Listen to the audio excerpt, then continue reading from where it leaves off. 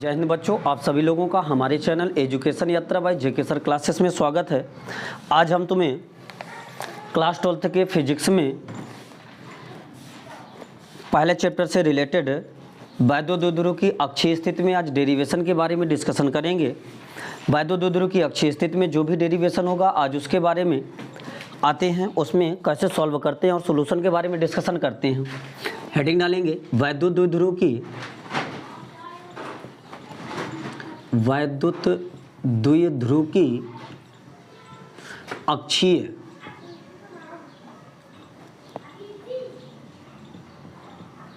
अक्षीय स्थिति में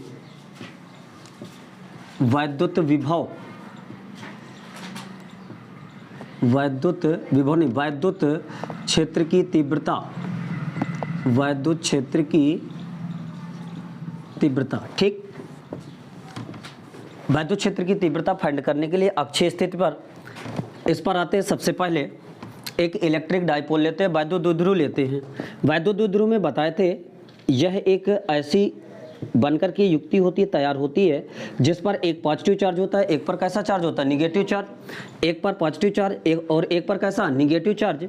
इनके बीच की सूक्ष्म लंबाई या अल्पांश लंबाई को हम 2L मानते हैं। कितना मानते हैं बेटा? 2L। इसमें से ये जो 2L होगी ये -q और +q दोनों के बीच की डिस्टेंस मानते हैं। इससे मिलकर जो युक्ति तैयार होती है इसी को नाम देते हैं हम वैद्युत द्विध्रुव, ठीक।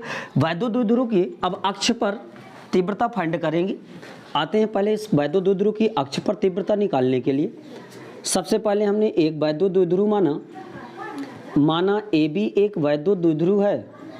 एक पर माइनस चार्ज है और एक पर कैसा चार्ज है, प्लस चार्ज है, ठीक। आपस में ये 2L दूरी पर रखें। इधर ध्यान दे दीजिए बेटा, इसमें कितनी दूरी पर रखें, 2L दूरी पर रखे हुए। इनके बीच की लंबाई AB की लंबाई कितनी है, 2L। इसकी अक्ष का मतलब ये हुआ, इनके बीच से अगर कोई रेखा खींची जाती है तो ये इसकी एक्सिस कहलाती है, अक्ष कहलाती है। मान लिया इसकी अक्ष पर कोई बिंदु क्या स्थित है, P। क्या स्थित है बेटा, P। ध्यान देना, मान लिया ये पॉइंट कितना है, P है। इस पर हमें वैद्युत क्षेत्र की तीव्रता की क्या करनी है, गणना करनी है। वैद्युत क्षेत्र की तीव्रता निकालने के लिए इसकी अक्ष पर कोई पॉइंट P माना। इसमें वैद्युत द्विध्रुव से हमेशा जो दूरियां नापी जाती हैं, दूरियां वैद्युत द्विध्रुव के सेंटर से नापी जाती है, केंद्र से नापी जाती है। मान लिया वैद्युत द्विध्रुव का केंद्र O है। क्या है बेटा, O। अगर ये इसका केंद्र होगा तो इसमें जो लंबाइयां होगी, ये वाली लंबाई L होगी। कितनी होगी बेटा, L। ध्यान देना। और ये वाली लंबाई कितनी हो जाएगी, L। क्यों? क्योंकि ये पूरी जो लेंथ है ये कितनी है, 2L। कितनी है बेटा, ये 2L। ध्यान देना। तो ये वाली लेंथ जो होगी, लंबाई होगी, ये L होगी, ये भी कितनी होगी, L।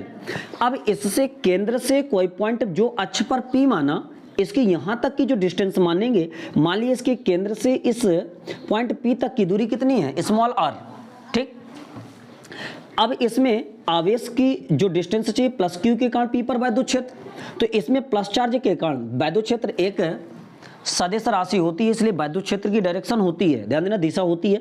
वैद्युत क्षेत्र सदिश राशि होने के कारण प्लस आवेश के कारण वैद्युत क्षेत्र बाहर की ओर होगा। इसमें मान लिया E1 कितना होगा बेटा, E1।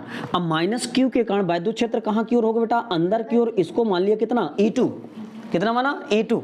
प्लस q के कारण वैद्युत क्षेत्र कहाँ, बाहर की ओर, E1। माइनस q के कारण वैद्युत क्षेत्र कहाँ, अंदर की ओर, E2, ठीक। अब इसमें यदि प्लस q के कारण P पर वैद्युत क्षेत्र ज्ञात करेंगे तो यहां से यहां तक की डिस्टेंस चाहिए हमें। जब यहां से यहां तक की डिस्टेंस चाहिए तो ये वाली दूरी पूरी कितनी है, R। ये वाली दूरी कितनी है, L। ये वाली R, ये वाली L। तो ये वाली दूरी कितनी हो जाएगी, R - L।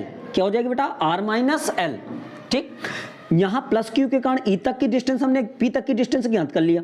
इसी प्रकार -q के कारण P तक की दूरी चाहिए हमें। -q से P तक की डिस्टेंस निकालने के लिए ध्यान देना, ये वाली पूरी दूरी कितनी है, R। ये वाली कितनी है, L।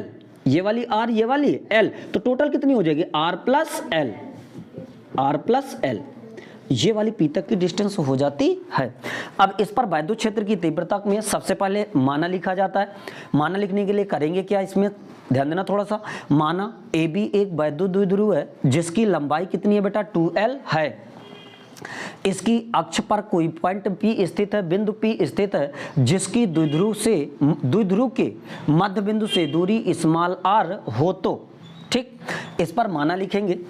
आते हैं माना पर। माना ए बी एक, ध्यान देना, माना ए बी एक वैद्युत द्विध्रुव है, वैद्युत द्विध्रुव है, कामा जिसकी लंबाई 2L है। ठीक, अब इसमें इसकी अक्ष पर कोई पॉइंट क्या स्थित है, P, कामा जिसकी अक्ष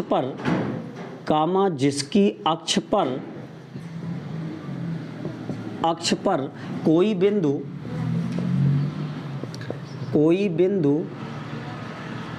P स्थित है,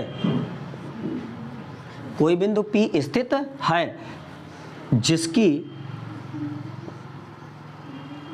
जिसकी फुल स्टॉप, जिसकी द्विध्रुव के मध्य बिंदु से दूरी कितनी है बेटा, स्मॉल r हो तो, ठीक, इसकी द्विध्रुव के मध्य बिंदु से दूरी कितनी मान ली, स्मॉल r। अब निकालेंगे प्लस Q के कारण P पर वैद्युत क्षेत्र, ध्यान देना, आते हैं प्लस Q के कारण P पर वैद्युत क्षेत्र या वैद्युत क्षेत्र की तीव्रता, प्लस Q के कारण जब निकालते हैं, मान लिया प्लस Q के कारण वैद्युत क्षेत्र कितना माना, E1, कितना बेटा, E1, तो E1 बराबर हो जाएगा 1/4 पाई एप्सिलॉन नॉट Q अपान कितना होता है, R स्क्वायर, R की जगह यहाँ पर डिस्टेंस यहाँ से यहाँ तक की P तक की डिस्टेंस R माइनस L, तो है R माइनस L का होल स्क्वायर। ठीक, इसी प्रकार निकालेंगे माइनस Q के कारण P पर वैद्युत क्षेत्र, लिखेंगे माइनस Q के कारण P पर वैद्युत क्षेत्र, किसके कारण, माइनस Q के कारण P पर वैद्युत क्षेत्र, माइनस Q के कारण अगर लिखोगे तो वैद्युत क्षेत्र कितना माना इसमें बेटा, E2, कितना माना, E2, तो E2 बराबर हो जाएगा 1/4 पाई एप्सिलॉन नॉट, इसमें जो आवेश लिया जाता है, वैद्युत क्षेत्र एक सदिश राशि है, इसमें आवेश को चिन्ह सहित नहीं लेते, ध्यान देना, आवेश को चिन्ह सहित नहीं लेते हैं, इसमें आवेश ओनली डायरेक्शन बताने के लिए होता है, तो इसमें Q अपान डिस्टेंस यहां से यहां तक की कितनी है, R प्लस L, तो रखेंगे R प्लस L का होल स्क्वायर। ठीक, अब इसमें P पर परिणामी वैद्युत क्षेत्र फाइंड करेंगे। P पर परिणामी वैद्युत क्षेत्र निकालने के लिए इनमें ध्यान देना, अगर वैद्युत क्षेत्र की डायरेक्शन, थोड़ा सा ध्यान दे इधर, अगर वैद्युत क्षेत्र में अगर दोनों की एक E1 है और एक E2 है, अगर दोनों की डायरेक्शन सेम होती है तो इस कंडीशन में जो परिणामी वैद्युत क्षेत्र किसी पॉइंट पर निकालते हैं तो E बराबर E1 प्लस क्या हो जाता है, E2, ये परिणामी वैद्युत क्षेत्र। अगर दोनों की डायरेक्शन विपरीत है, अगर एक की E1 है एक की क्या है, E2, तो इसमें परिणामी वैद्युत क्षेत्र E बराबर हो जाएगा E1 डिफरेंस E2 या E1 माइनस क्या कह सकते हैं, E2, ये आ गया परिणामी वैद्युत क्षेत्र इस कंडीशन पर। तो देखना, इस पर P पर परिणामी वैद्युत क्षेत्र फाइंड करना है, इसकी डायरेक्शन E1 की इस साइड है और E2 की क्या है, इस साइड, दोनों की डायरेक्शन क्या है, विपरीत, और जब विपरीत होती है तो दोनों पर क्या कर देते, घटा देते हैं। ठीक, तो परिणामी वैद्युत क्षेत्र P पर फाइंड करेंगे हम, तो लिख सकते हैं P पर परिणामी वैद्युत क्षेत्र, P पर परिणामी वैद्युत क्षेत्र निकालने के लिए E बराबर हो जाएगा E1 प्लस क्या बेटा, E2, E बराबर क्या हो जाएगा, E1 प्लस E2। अब इसमें हमने E1 और E2 के मान प्राप्त किए हैं, E1 E2 के मान यहाँ पर इस पर रखते हैं, तो E बराबर हो जाएगा, E1 का मान रखेंगे, इसको इक्वेशन नंबर फर्स्ट मान सकते हैं, इसको इक्वेशन नंबर सेकंड भी मान सकते हैं, तो लिख सकते हैं समीकरण एक तथा समीकरण दो से E1 E2 के मान रखते हैं, इस पर E1 का मान है 1/4 pi epsilon not Q upon R minus L का होल स्क्वायर। ठीक है, बीच में क्या लगा बेटा, प्लस। ठीक, E2 का मान रखेंगे 1/4 pi epsilon not into Q अपान, इस पर कितना हो जाएगा, R प्लस L का होल स्क्वायर। ठीक, तो इसमें E1 E2 की वैल्यू रख दी हमने। जैसे ही E1 E2 के मान रखा है, इसमें कुछ कॉमन दिखाई दे रहा है। कॉमन क्या दिखाई दे रहा है बेटा? इसमें 1/4 पाई एप्सिलॉन नॉट। विपरीत है तो माइनस नहीं होगा वहाँ पे E1। अच्छा विपरीत है, हाँ विपरीत में इस पर माइनस करते हैं। क्या करते हैं बेटा? Minus E1 minus E2। ध्यान देना, इधर उल्टा लिख दिया था इसमें। P पर परिणामी बायदो क्षेत्र E बराबर E1 माइनस E2। अब इस पर आते हैं, इस पर कॉमन क्या है? 1/4 पाई एप्सिलॉन नॉट इंटू कितना बेटा? Q। इसमें Q भी कॉमन है। बचा क्या? 1/r माइनस एल का होल स्क्वायर, अब माइनस 1/r प्लस एल का होल स्क्वायर। ये इसमें कॉमन आ गया इसका। ठीक, ये इसमें जो बचा उसको लिख दिया गया। आगे आते हैं थोड़ा सा और इस पर। इसमें E बराबर निकालना है 1/1 को Q/4 पाई एप्सिलॉन नॉट लिख सकता हूँ। इस पर यदि एलसीएम की बात करें तो एलसीएम इस पर आ जाता है, ध्यान देना, इस पर दोनों पर एलसीएम कितना आएगा? R माइनस एल का होल स्क्वायर, फिर इसमें कितना है? R प्लस एल का होल स्क्वायर। ठीक, इसमें एलसीएम आ गया। अगर ये एलसीएम आया तो इसमें बचा क्या? ध्यान देना, इसका डिवाइड करेंगे तो इतना एलसीएम आया। अगर r प्लस एल से ये कैंसिल होगा तो क्या बचा? r माइनस एल से कैंसिल हो जाएगा होल ऑफ स्क्वायर वाला। क्या बचेगा? r plus L. तो r प्लस एल का होल ऑफ स्क्वायर, बीच में क्या लगा है? माइनस। r प्लस एल से प्लस वाला कैंसिल हो जाएगा, बचेगा कौन सा? माइनस वाला। तो आएगा r माइनस एल का होल स्क्वायर। ठीक, अब इसमें a प्लस बी का होल ऑफ स्क्वायर लगा देंगे, इसमें a माइनस बी का होल ऑफ स्क्वायर। नीचे लिखा है, ध्यान देना, ये जो फार्मूला लिखा है a square minus b square बराबर होता है a plus b a minus b. ध्यान देना, a square minus b square बराबर फार्मूला होता है a plus b a minus b. ठीक, तो यहां पर इसको देखना, हम लिख रहे हैं, क्या लिखेंगे? E बराबर, इसका होल ऑफ स्क्वायर तोड़ते हैं। होल ऑफ स्क्वायर तोड़ेंगे, a प्लस बी का होल ऑफ स्क्वायर क्या होता है? a square plus b square plus 2ab। इसमें तोड़ेंगे तो a की जगह r square plus l square, फिर प्लस 2rl, यही आएगा ना। बीच में क्या लगा बेटा? माइनस। माइनस जब लगा होता तो अगला जो तोड़ेंगे तो कोष्टक में लगा के तोड़ेंगे। ध्यान देना, इसको तोड़ोगे तो r स्क्वायर, अब प्लस कितना? एल स्क्वायर माइनस 2rl बटे में। ध्यान देना, इसको क्या लिख सकते हो? दोनों का होल ऑफ स्क्वायर लिखा है तो r माइनस एल और r प्लस एल दोनों का क्या लगा सकते हैं? होल स्क्वायर लगा सकते हैं कि नहीं? ठीक, जैसे ए बी का होल स्क्वायर लिखा तो इसको मैं a स्क्वायर बी स्क्वायर लिख सकता हूं। क्या a स्क्वायर बी स्क्वायर को होल ऑफ स्क्वायर नहीं लगा सकते? लगा सकते। इनमें अलग अलग स्क्वायर था, टोटल स्क्वायर कर देते हैं कुल स्क्वायर। तो इस पर E बराबर आ जाएगा Q/4 पाई एप्सिलॉन नॉट। अब इसमें माइनस का अंदर मल्टीप्लाई कराते हैं तो r square plus l square plus 2rl। इसमें माइनस का अंदर मल्टीप्लाई कराओगे तो r स्क्वायर, अब plus minus minus l square minus minus plus 2rl बटे में। ध्यान देना, a plus b a minus b, एक लिखा है a plus b a minus b, a square minus b square, अर्थात इसको r square minus l square का क्या लिख सकते हैं? स्क्वायर लिख सकते हैं कि नहीं? ठीक, अब देखना, ये एक प्लस का है एक माइनस का, ये प्लस का ये माइनस। E बराबर, इसमें कॉमन लेगे कॉमन जो रखा है Q/4 पाई एप्सिलॉन नॉट। अब इसमें ध्यान देना 2rl दो बार है, ये भी कितना? दो बार, दो कितना हो जाएगा? 4 बार। तो इस पर लिखोगे 4rl, आवाज नहीं करना, ध्यान देना, 4rl अपन r square minus l square का क्या हो जाएगा? Whole square. ठीक, अब इसमें इन दोनों को एक साथ लिखते हैं तो E बराबर हो जाएगा, ध्यान देना इधर, इन दोनों को एक साथ कैसे? 4 को मैं 2 इंटू 2 लिख सकता हूँ। 4 को क्या लिख सकता हूँ? 2 इंटू 2। तो इसमें क्या लिख सकते हैं? 1/4 पाई एप्सिलॉन नॉट, इसको अलग कर दिया।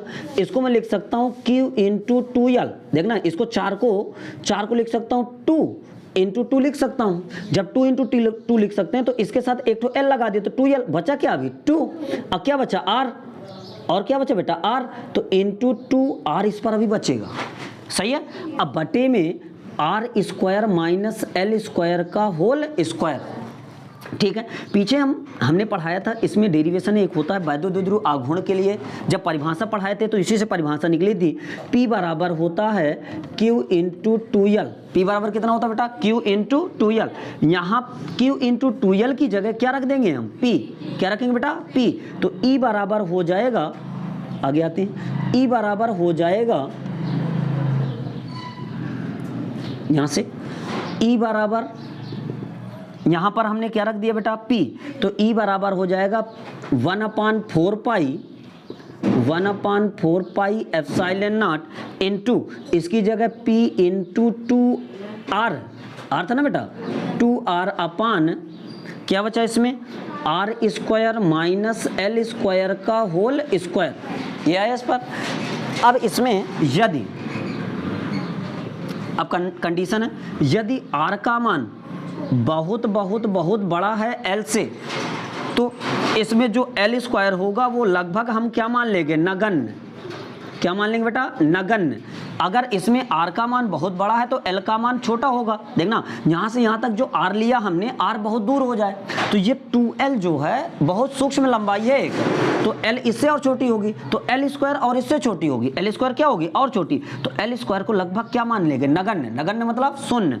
तो अगर इसको 0 मान लेते हो तो e बराबर 1/4 pi epsilon not p into 2l नहीं 2r अपान इसकी जगह 0 हो जाएगा, तो r स्क्वायर माइनस 0 का क्या हो जाएगा, होल स्क्वायर। ठीक, नगण्य मान लिए लगभग, तो e बराबर 1/4 pi epsilon not p into 2r अपान इसकी जगह कितना हो जाएगा, इसको स्क्वायर करोगे तो r की पावर कितना हो जाएगा 4, r से r क्या हो जाएगा, pi epsilon not 2p upon r cube. ठीक,